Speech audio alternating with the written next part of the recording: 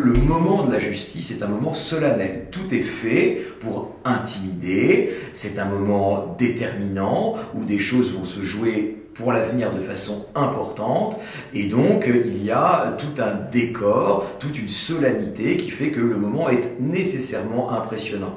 Et donc si en plus on ne s'est pas bien préparé, on ajoute au stress de la solennité qui va avec la justice, le stress de l'inconnu. Donc il faut absolument se préparer bien en amont pour faire diminuer la dose d'angoisse qui nécessairement sera inhérente à l'audience et à son déroulement qui est déjà difficile à appréhender.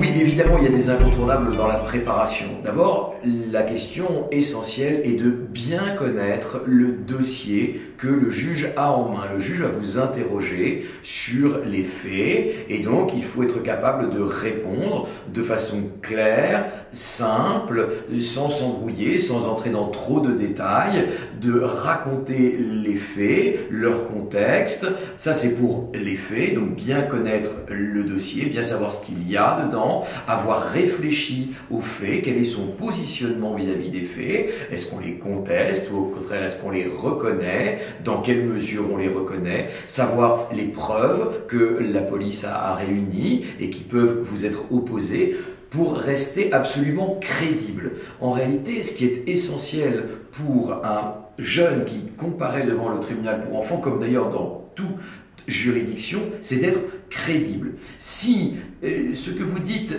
est démenti par les éléments du dossier qui sont constants, des éléments de vidéosurveillance, des éléments de témoignage, des éléments d'analyse scientifique, non seulement vous êtes accusé d'être un délinquant, mais vous pourriez être aussi pris pour un menteur.